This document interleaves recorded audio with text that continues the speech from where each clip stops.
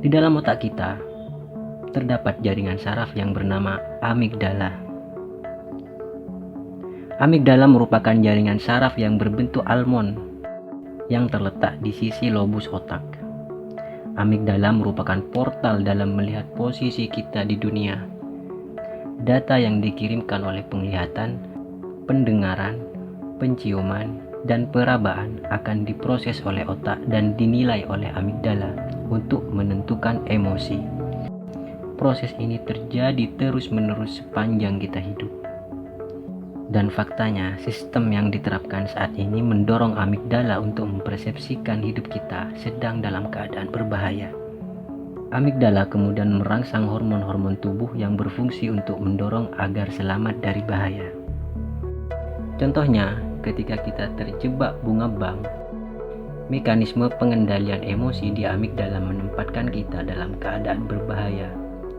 Selama kita berusaha melunasi bunga bank, amigdala merangsang kelenjar-kelenjar tubuh untuk memproduksi hormon yang bertanggung jawab dalam peningkatan tekanan darah, juga peningkatan gula darah, peningkatan asam lambung, dan penurunan imunitas. Oleh sebab itu tak ayal jika jumlah penderita penyakit tidak menular. Di negeri-negeri yang menjadi budak bagi pengendali sistem, selalu saja didapati penderita penyakit tidak menular yang tinggi. Lebih parah lagi jika penduduk menggunakan cara menenangkan diri dengan cara yang disediakan oleh pengendali sistem, seperti merokok, penggunaan narkoba, alkohol, prostitusi, dan lain sebagainya. Harusnya kita menggunakan cara menenangkan diri yang direkomendasikan oleh Tuhan.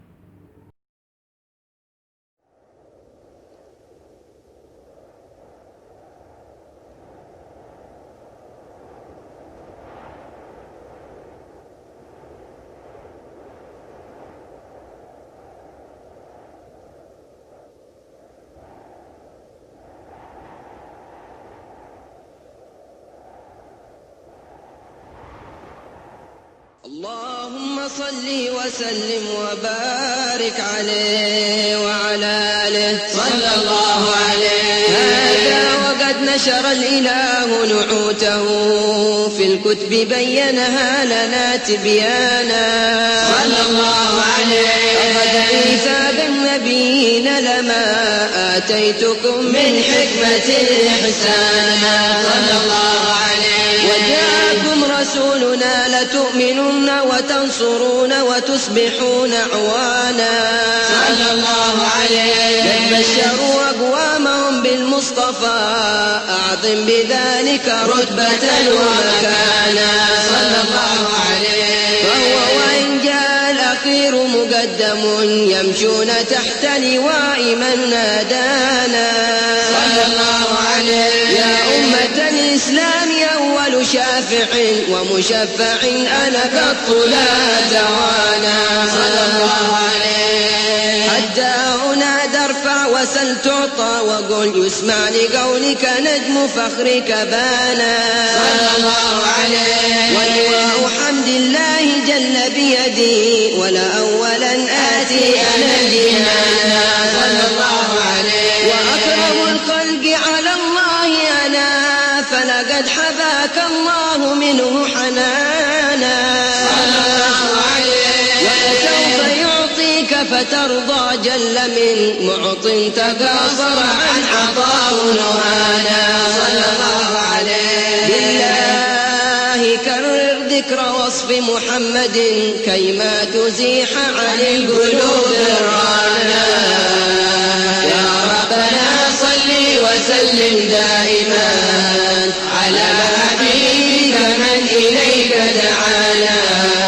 اللهم صل وسلم وبارك عليه وعلى آله.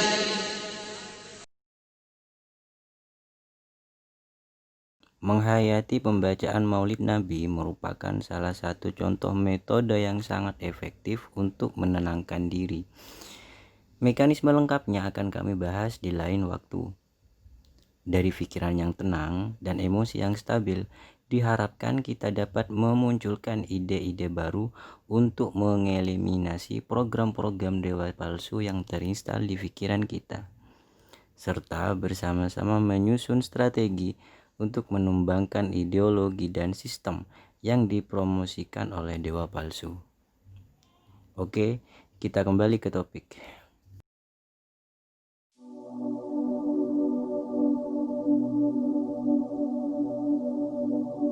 Sampai separah ini kah potret kehidupan kita sekarang? Jika kita mau berpikir, kira-kira apa yang mendorong masyarakat untuk merokok? Atau mengkonsumsi alkohol? Atau memilih pola makan yang tidak sehat? Konsumsi narkoba, prostitusi, dan metode menenangkan diri yang lain?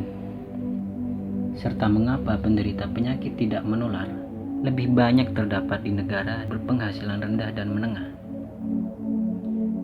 Jawaban paling masuk akal adalah stres. Iya, stres.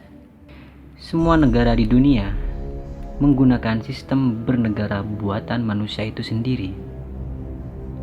Sistem ini sangat berpotensi merangsang amigdala, mempersepsikan diri kita sedang dalam keadaan berbahaya. Ditambah lagi, kita juga dididik untuk meniru pola hidup yang sesuai dengan sistem yang mereka buat melalui televisi, media sosial, sampai konten pendidikan di sekolah-sekolah dan kampus-kampus.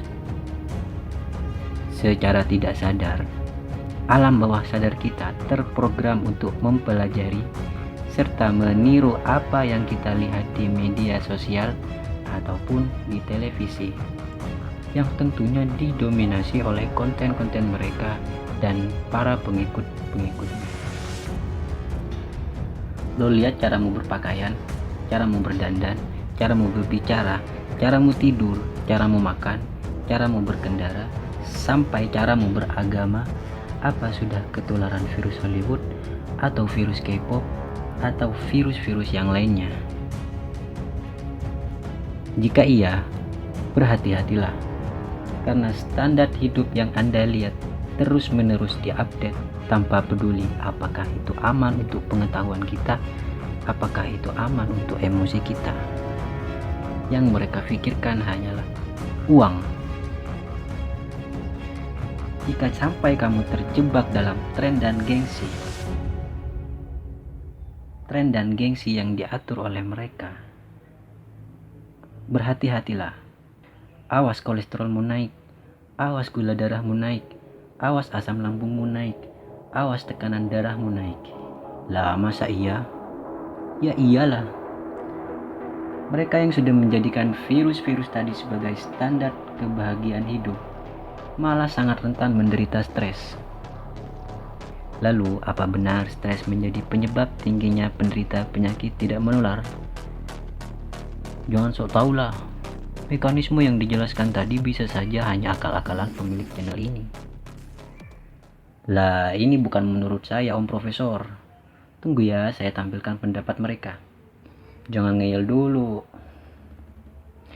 Publikasi ilmiah di National Center of Biotechnology Information dengan judul The Challenge of Stress, Delayed Non-Communicable Disease. Dalam publikasi ini dijelaskan bahwa masalah kesehatan utama di abad ke-21 adalah penyakit tidak menular yang diakibatkan oleh stres. Penyakit-penyakit tersebut diantaranya penyakit arteri koroner, diabetes, penyakit paru dan penyakit pencernaan kronis, kanker, penyakit neuropsikiatri, dan penyakit pembuluh darah. Di bagian akhir publikasi, penulis mengajak seluruh elemen kesehatan untuk bersama mencari solusi berkelanjutan agar cara berpikir manusia tidak merusak tubuhnya sendiri. Ya gak bisa lah Prof. Selama manusia tidak menggunakan hukum Tuhan dalam menjalani semua lini kehidupan, maka sistem yang dibuat manusia ini akan selalu membuat pikiran kacau. Karena solusi yang berasal dari manusia selalu dilatar belakangi oleh kepentingan pribadi dan golongan, tidak berdasarkan wahyu Tuhan.